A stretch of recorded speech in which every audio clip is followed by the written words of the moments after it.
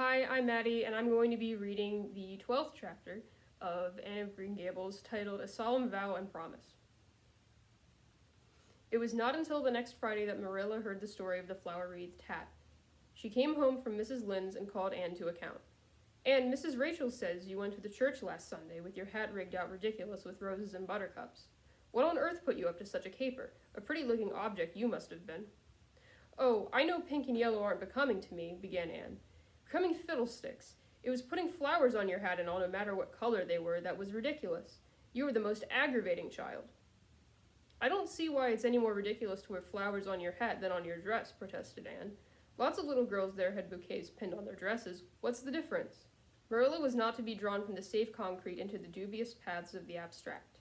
"Don't answer me back like that, Anne. It was very silly of you to do such a thing. Never let me catch you at such a trick again. Mrs. Rachel says she thought she would sink through the floor when she saw you come in all rigged out like that. She couldn't get near enough to tell you to take them off until it was too late. She says people talked about it as something dreadful. Of course, they would think I had no better sense than to let you go all decked out like that."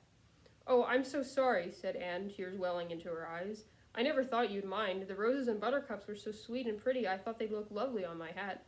Lots of the little girls had artificial flowers on their hats. I'm afraid I'm going to be a dreadful trial to you. Maybe you'd better send me back to the asylum. That would be terrible. I don't think I could endure it. Most likely I would go into consumption. I'm so thin as it is, you see. But that would be better than being a trial to you." "Nonsense," said Marilla, vexed at herself for having made the child cry. "I don't want to send you back to the asylum, I'm sure. All I want is that you should behave like other little girls and not make yourself ridiculous. Don't cry any more. I've got some news for you. Diana Barry came home this afternoon. I'm going to see if I can borrow a skirt pattern from Mrs. Barry, and if you like, you can come with me and get acquainted with Diana." Anne rose to her feet, with clasped hands, the tears still glistening on her cheeks. The dish towel she had been hemming slipped unheeded to the floor. "Oh, Marilla, I'm frightened. Now that it has actually come, I'm frightened. What if she shouldn't like me? It would be the most tragical disappointment of my life. Now, don't get into a fluster. And I do wish you wouldn't use such long words. It sounds so funny in a little girl. I guess Diana will like you well enough. It's her mother you've got to reckon with. If she doesn't like you, it won't matter how much Diana does. If she has heard about your outburst to Mrs. Lynde and going to the church with buttercups around your hat, I don't know what she'll think of you. You must be polite and well-behaved, and don't make any of your startling speeches. For pity's sake, if the child isn't actually trembling."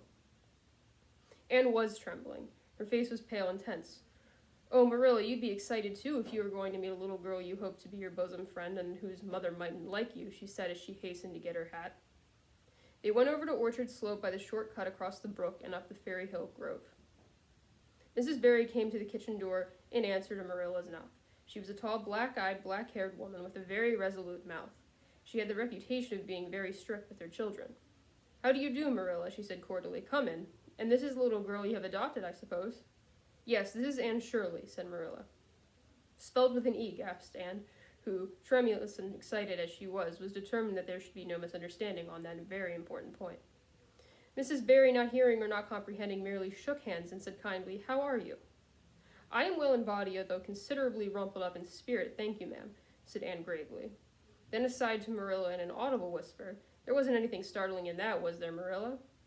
Diane was sitting on the sofa reading a book which she dropped when the callers entered. She was a very pretty little girl with her mother's black eyes and hair and rosy cheeks, and the merry expression which was her inheritance from her father. "This is my little girl Diana," said Mrs. Barry. "Diana, you might take Anne out into the garden and show her your flowers. It will be better for you than straining your eyes over that book. She reads entirely too much." This is to Marilla as the little girls went out.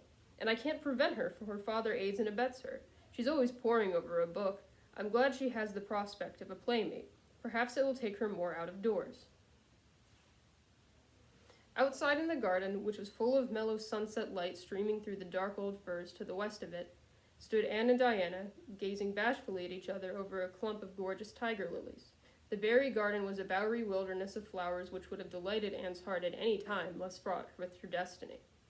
It was encircled by huge old willows and tall firs, beneath which flourished flowers that loved the shade. Prim, right-angled paths nearly bordered with clamshells intersected it like moist red ribbons, and the beds between old fashioned flowers ran riot. There were rosy bleeding hearts and great white splendid crimson peonies, white fragrant narcissi and thorny sweet Scotch roses.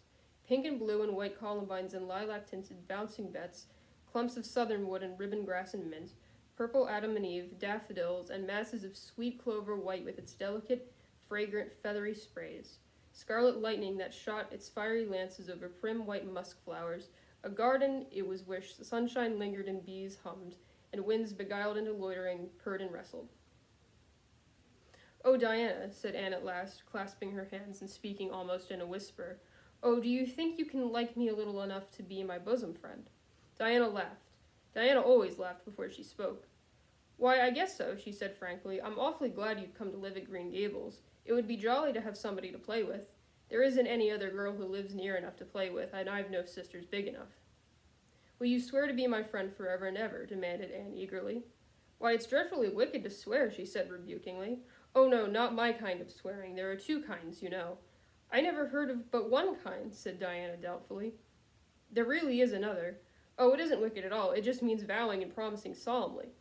"Well, I don't mind doing that," agreed Diana, relieved. "How do you do it?" "We must join hands, so," said Anne gravely. "It ought to be over running water. We'll just imagine this path is running water. I'll repeat the oath first. I solemnly swear to be faithful to my bosom friend Diana Barry, as long as the sun and moon shall endure. Now you say it, and put my name in." Diana repeated the oath with a laugh fore and aft. She said, "You're a queer girl, Anne. I heard before that you were queer, but I believe I'm going to like you real well." When Marilla and Anne went home, Diana went with them as far as the log bridge. The two little girls walked with their arms about each other. At the brook they parted with many promises to spend the next afternoon together. "Well, did you find Diana a kindred spirit?" asked Marilla as they went up through the garden of Green Gables. "Oh, yes," sighed Anne blissfully, unconscious of any sarcasm on Marilla's part. "Oh, Marilla, I'm the happiest girl on Prince Edward Island at this very moment. I assure you I'll say my prayers with the right good will tonight. Diana and I are going to build a playhouse in Mr. William Bell's birch grove tomorrow. Can I have those broken pieces of china that are out on the woodshed? Diana's birthday is in February and mine is in March. Don't you think that's a very strange coincidence? Diana is going to lend me a book to read. She says it's perfectly splendid and tremendously exciting.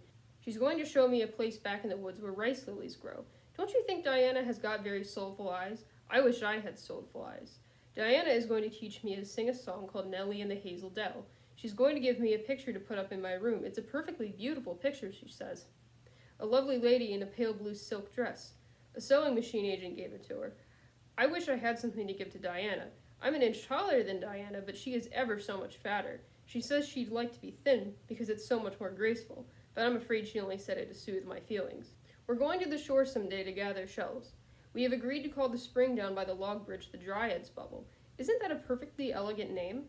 I read a story once about a spring called that. A dryad is sort of a grown-up fairy, I think." "Well, all I hope is that you won't talk Diana to death," said Marilla. "But remember this in all of your planning, Anne. You're not going to play all the time nor most of it. You'll have your work to do, and it'll have to be done first." Anne's cup of happiness was full, and Matthew caused it to overflow.